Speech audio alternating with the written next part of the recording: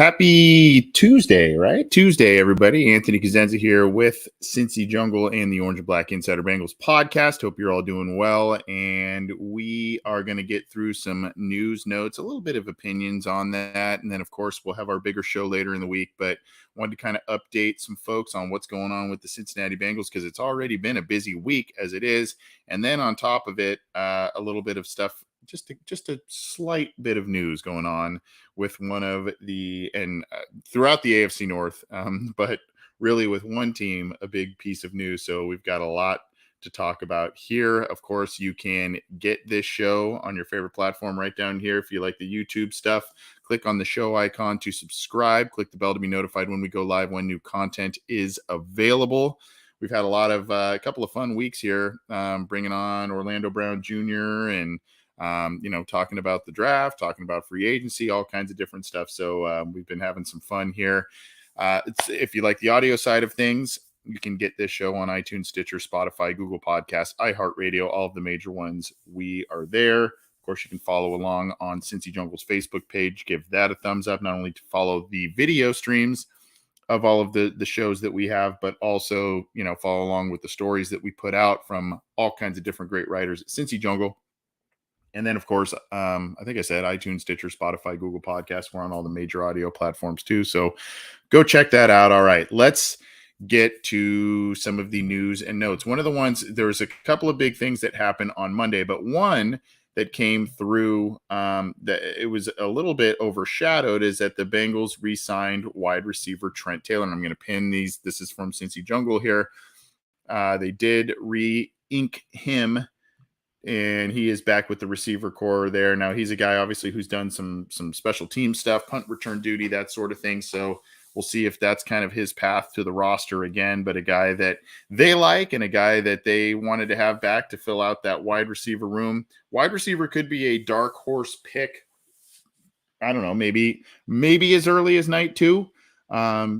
Maybe, fill out something if there's an intriguing kind of project developmental guy on day 3 in the later rounds. Maybe they go that route. But Trent Taylor is back on a 1-year deal with the Bengals. And of course, he was a guy, he was with the 49ers, spent his first 4 years there, and then became a Bengal in the 2020 offseason. He's caught 8 passes for 103 yards in 20 games for the Bengals. And then, of course, he's been the punt returner since late in the 21 season. But, he's got a 9.8 average. There's been a couple of nice returns in his career with the Bengals. Nothing, huge, but, a guy that they like in terms of steadiness and whatnot. And Darren Simmons trusts him. So he's a guy that they wanted back. They brought him back on a 1-year deal. And obviously, again, it's one of those deals as the Bengals get into the draft, they want to try and limit the desperate needs, not go in there feeling like, oh man, this is a completely unstocked position group. And we may have to pick a player higher than we would like or higher than our board just because we need to fill out the roster. We need to get talent at specific positions. Speaking of that, tight end has definitely been one of those positions. And it looked like the Bengals were just kind of teeing up a big,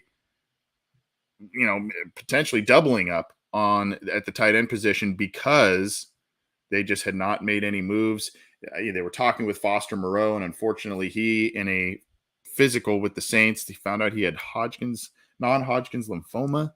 So of course, best to him. And then of course the Bengals at the burning the midnight oil. And what a cool picture is this, by the way, of Irv Smith. He's got the shades on. He's got the rock star, the rock star sign there, and he's got the eye black all over his face. You got to love all of that. Irv Smith signs a contract with the Bengals per reports, and it was by Peter Schrager and others. Schrager was the one who broke the news first, and then of course, this is kind of cool here. Not only did he's going to come here to be the number 1 tight end as it is now. I think that this signing is it's not going to get the Bengals out of the tight end market in terms of who in the draft. I would say by the time night 2 is done, they will probably, especially with the depth and the talent in this year's class, by the time night 2 is done, I think the Bengals will have had a another tight end drafted. But again, this lessens the desperation. This is basically Irv Smith was basically the guy that was the best remaining guy, left on the market. You can see here it says arguably the number one tight end left on the market. So yeah, I mean, he was kind of the best of what was left there, and a guy that brings some upside, brings some athleticism, brings a lot of effort. And just a guy that hasn't been able to stay healthy. Obviously, there's also, he was kind of down the pecking order in the Vikings offense. When you have Adam Thielen, you had, Stephon Diggs at one point, you have Justin Jefferson. I mean, those guys are going to get the lion's share of the catches, the looks, etc. They did line him up as an inline blocker a bit as well. So I think they like some of the things they feel they can do with a guy like Irv Smith. But I love this part that Schrager puts out here. He chose to play for Cincinnati over the rest. He had multiple offers there. So, there was, I can't remember the teams off the top of my head here, but good to know and good to hear that he is also all in with the Bengals.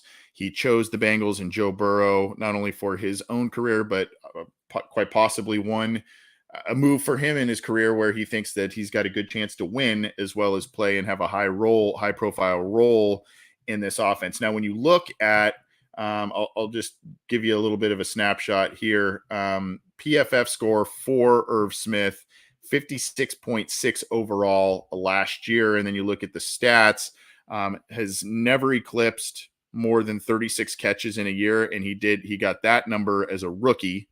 Has never had more than 365 yards in a season. That was in his second year in 2020. And then has 9 touchdowns in technically 4 accrued seasons. He didn't play in 2021.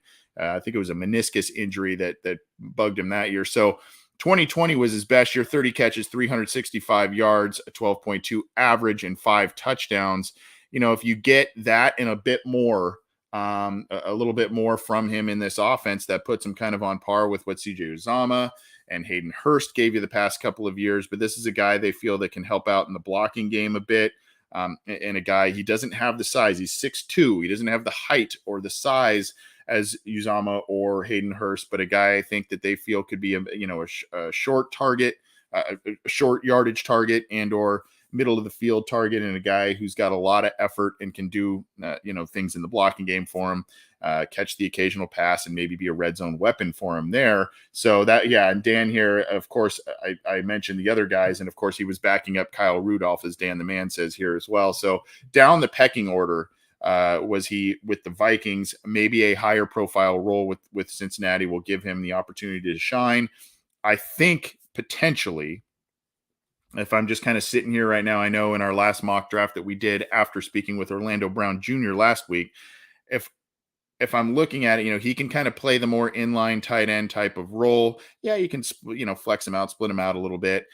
Potentially this means the Bengals may go, instead of a Michael Mayer route, even though that was the guy we picked in our first mock draft, post free agency mock draft, maybe this means that the Bengals will go for more of a slot, true, more athletic pass catcher, whether that's, the kid from Iowa, whether that's Dalton Kincaid, whether, there are a number of options, and you kind of got, a choice of a lot of different options.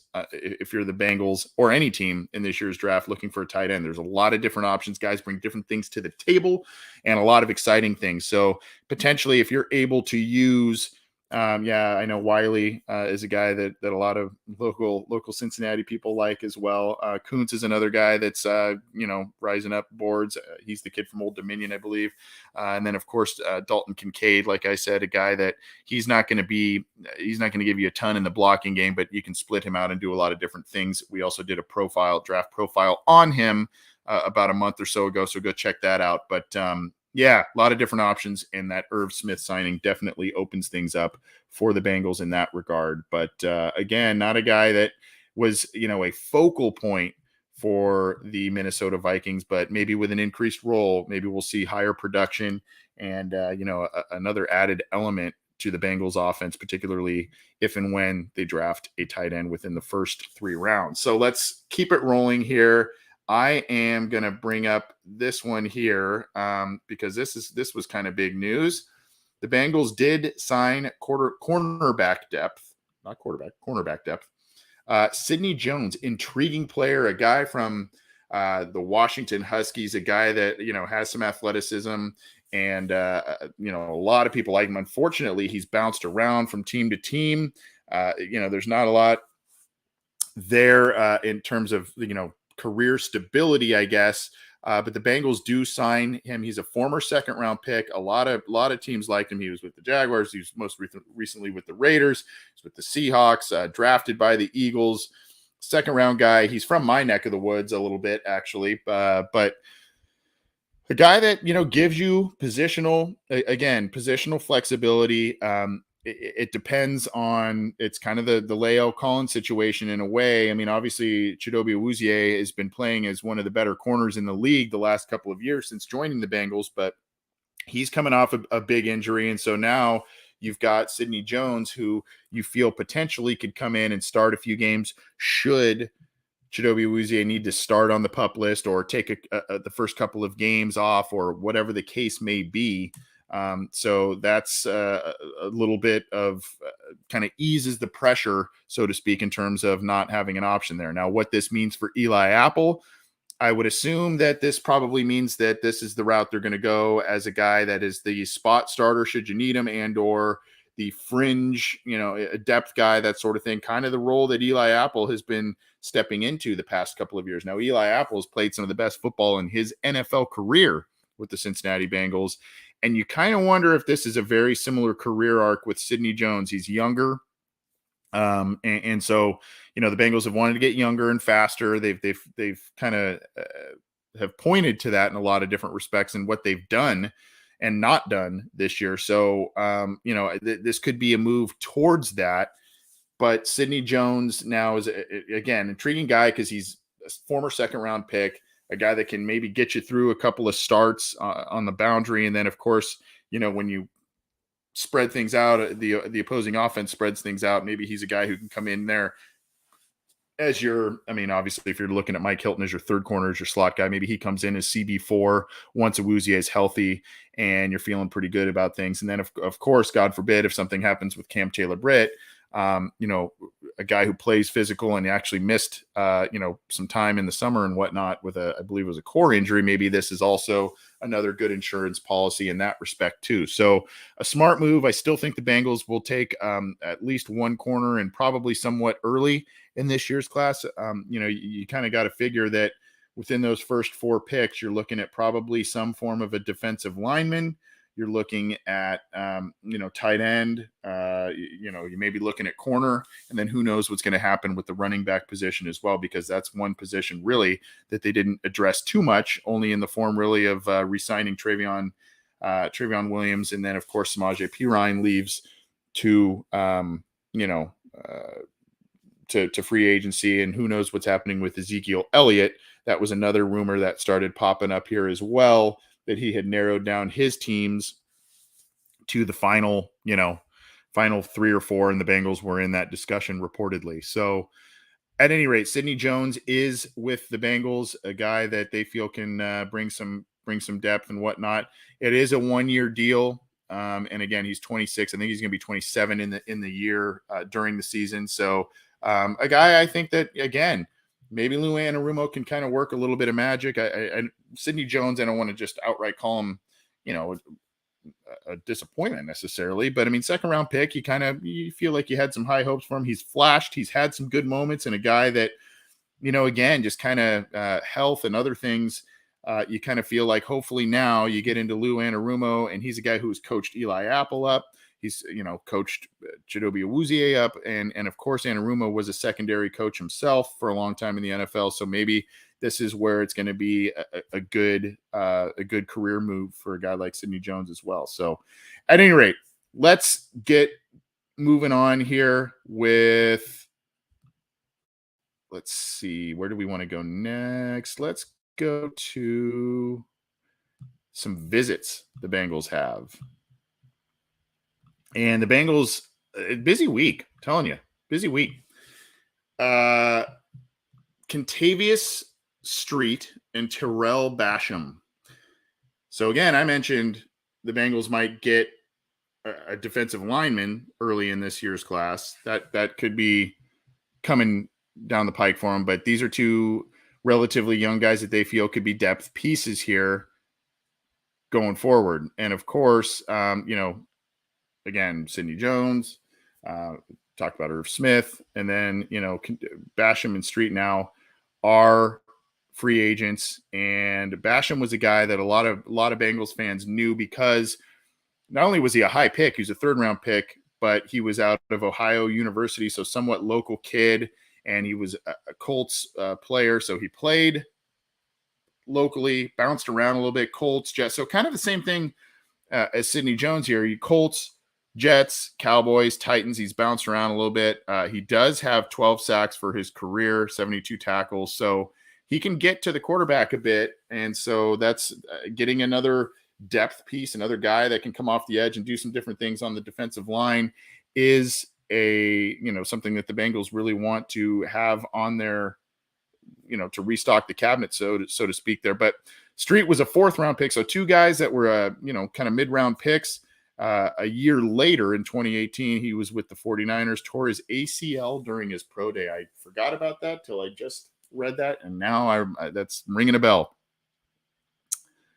So played with the Saints as well as the 49ers, 6 sacks last season, and an overall defensive grade of 49.2 per PFF. So I will pin this in the live chats for you all as well to check out on Cincy Jungle, and you can have fun with that. But Basham and Street would be interesting for this team, or one or the other. Again, provide some more flexibility going into the draft for the team. Maybe not necessarily. They're going to want to go in there feeling like they're going to stick to their board. They're going to want to go in there, be the Bengals, the brain trust there. They're going to want to go in there and not feel like they need to desperately reach for any position, any player. And so these last slew of moves that they have made and or visits that they have made have kind of proven that. So that is kind of some of the things going on with the Bengals and their visits, signings. Busy week already for them. Not a busy week for Jonah Williams, who requested a trade from the Cincinnati Bengals after Orlando Brown Jr. signed with the team. And I will pin this here for everybody. That's interesting. Interesting comment here from Nick in the Facebook page. He put Asham, but I then corrected it to Basham. Basham played for Jimmy Burrow. I didn't make that connection. That's a good connection there. Jonah Williams, trade market not developing. Zach Taylor hopes he will come in and compete at right tackle is the quote. The Bengals have kind of a simultaneously good and not so good problem at right tackle. They've got Jonah Williams, seems like a guy that you would feel could come in and play pretty well at the position and really kind of provide some nice stability on across the line from player to player, right? You kind of feel that way. And then now, he doesn't want to do that. He doesn't want to partake in the the move to right tackle. I have an article coming out for Cincy Jungle, and it kind of recapped part of what Orlando Brown Jr. said in our interview with him, which is talking about the transition from one side to the other on the offensive line, particularly when you're talking about tackle. So read that, but that probably plays into this, particularly in a contract year for Jonah Williams. All of that playing into it, not just, reputation of left tackle versus right tackle and the luster that comes with that, but here you go. Jonah Williams, trade market not developing, and he hopes that he will compete at right tackle. Well, the Bengals have currently La'el Collins. That seems like a guy who's going to be on the PUP list should they keep him. You've got Jonah Williams, who's on the books now. He is trying to find trade partners, not really having a great go of that. And then, you've now got Cody Ford, who hasn't played right tackle for years in the NFL, but does have starting experience there. Maybe he's a guy that gets you by if you move on from Jonah Williams, you keep La'el Collins. Maybe he's on the PUP list. Maybe Cody Ford, kind of like the Sidney Jones thing. Maybe Cody Ford's the guy that get you through a couple of games until Lael Collins comes back. We'll have to see here, but this is from Armando Salguero from Outkick. And the report is a funny thing has happened to Williams en route to being traded. No one has so far been interested in giving up a high draft pick for the 25-year-old player. Quote, he's not a big man with long arms and he plays like it. One NFL general manager told Outkick, quote, he might not even be a tackle. So who trades for a player best suited for an interior position when he's insisting on playing left tackle? So far, nobody. So the leverage game is not there for Jonah Williams. There's also, I think, a tack onto that report that said that supposedly at some point late in his Alabama career, and I'll have to corroborate that and double check it, but there was I think it was tacked onto that one that said that they tried to move him inside to center late in his career at Alabama. So that's kind of interesting there. But the quote from Zach Taylor, ever exuberant, quote, I like everything about Jonah. I'm excited to see him come in and compete at right tackle. He's always been everything we wanted him to be about. We've never had issues with him. Hopefully we can work through this and he can come in and compete at right tackle for us. That's what we're counting on him to do. He's never been an issue, and I don't anticipate that being an issue. This was the very first pick, Jonah Williams, of the Zach Taylor era. Very first pick. So obviously he's got a soft spot for him, and he's a guy that feels that he can, Jonah feels that he can play left tackle, be effective, be a good quality starter for a team at left tackle. And other teams aren't really seeing it that way. I would not be surprised, though, if this is something that occurs in terms of movement of him on draft weekend. There's kind of a switch that gets flipped again that weekend where teams kind of get that free agent frenzied mindset type of thing. And he may be, one of those guys that gets dealt, hopefully, if he does, for a pick that can be used that weekend and not necessarily a future one. But again, the Bengals have they have simultaneously a problem and a good problem at right tackle, because they have a couple of guys who have played and started not only right tackle, but left tackle in the league. So they've got kind of a little bit of a good problem, as well as one that they've got to sort through. That is for sure. All right, we're going to roll on here. And this is, I gotta pin this one, because we just brought this guy on, Patrick Carey, who you've seen on WNKY TV, and now he's doing some writing for us. He's going to do a little bit of stuff on the podcast channel as well. I should have reached out to have him on today, but unfortunately we kind of did this last minute. But Patrick Carey giving you the options at right tackle. So I thought that was a pertinent article, not only because of what we were just talking about with Jonah Williams, but everything else happening there, Lael Collins, Cody Ford, and then, of course, a lot of options in the draft, some of which could be available to them at the back of the first round. The bottom line is the Bengals need a long-term answer here at right tackle. And Cody Ford on a short-term deal, Jonah Williams on the last year of his deal. Lael Collins has, kind of a tricky contract where he's got more, I think he's got 2 more years on it, but you can get out of that. And of course, the injuries and whatnot with him are always a concern. So now you're going to need to potentially find a long-term answer in the draft. And there are some intriguing options here. And I just wanted to pin this one, not only to give a tip of the cap to Patrick for joining Cincy Jungle, but also a good article here talking about all the things happening at right tackle for the Cincinnati Bengals at present moment. So go check that one out. That is pinned in there, examining the Bengals options at right tackle. We're going to be here just a couple more minutes going through some stuff, talking about we're going to talk a little bit about the AFC North in just a second. Let's just do it right now. Everybody by now knows this. This has been, again, really busy week, not only with the Cincinnati Bengals, but with the rest of the AFC North. And, a lot of Ravens, I guess, fans and a particular seafood establishment in the city of Baltimore have really been all over Bengals fans, all over the Bengals, leaving a lot of comments in the Cincinnati Bengals Twitter posts and whatnot. And they are, pardon the pun, eating a little bit of crow here with Lamar Jackson publicly requesting a trade from the Ravens. Apparently this happened a few weeks ago where he let the team know And I've begun to wonder, you think back to this entire playoff game between the Bengals and the Ravens, the wild card round. And you kind of felt like, what's happening here now. Granted, I'm not downplaying the injury. There was, an injury that kept him out for a long period of time, but there was also a report, I believe in October, by Skip Bayless. He was laughed at the time, but now you look at everything coming out from this and you go, well, maybe Skip knew a thing or two as to what was going on here. Lamar Jackson, I guess back in October, and you can go find this clip.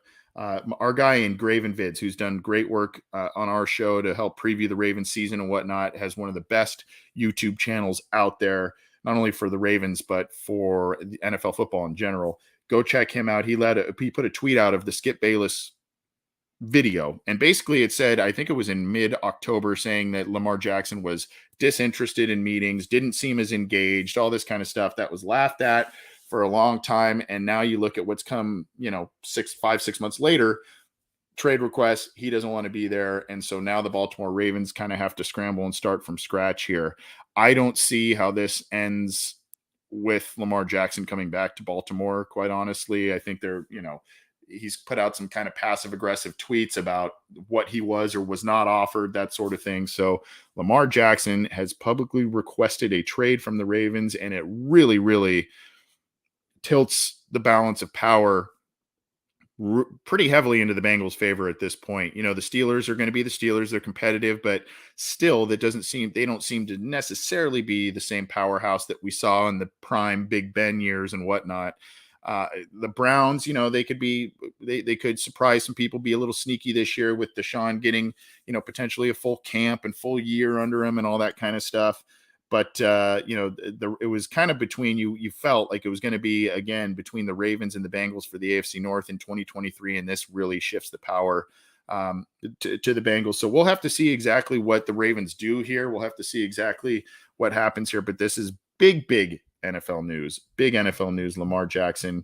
And we've got a KC fan in here, Hefe, saying Lamar is a top 5 quarterback. He's very, very good. He's very good. When he's healthy and he is on, he is hard to stop. There is no doubt about it. Moving on, though, we're going to just do a little headline from each AFC North team. And here's kind of a little bit of a report card for the Pittsburgh Steelers, and just kind of showing what they've done so far. And this is from Behind the Steel Curtain, the SB Nation Pittsburgh Steelers site. I'm going to pin this in the live chat for folks to check out. And here you go, grading the Steelers free agents additions. And you can kind of see here, there's Cole Holcomb. There's Landon Roberts, a couple of linebackers for both of them. Patrick Peterson, a guy who said he wanted to play for the Bengals at the onset of free agency and then promptly signed with and I think he is the William Jackson replacement, if I'm not mistaken. So a lot of different players in here. So you can check out, kind of in case you wanted to kind of keep score a little bit of what the Steelers have done or haven't done in free agency and see how they are viewing the moves there. Check it out. And you can do so with the link there. But a couple of interesting moves that they have made in their free agency period. And then, of course, we'll end it here with the Cleveland Browns. We talked about them a little bit. This is just, I mentioned, they could be sneaky. They could do, this, that, and the other thing. But anytime, I know this is from the owners' meetings, I think, and whatnot. But anytime this is the headline where your owner has to come out and say there was no consideration to firing Andrew Berry, Kevin Stefanski after 2022, the disappointing season there. Obviously, you kind of felt like 2022 was going to be a bit of a wash for the Browns, given the investment they made in Deshaun Watson and the fact that he is a guy that was going to miss significant time that year, and he did. And so they kind of were like, well, we're going to have to roll with this, and this is kind of a wash of a year. So this isn't come as necessarily a big shock, but anytime you have to kind of put this out there, I guess this is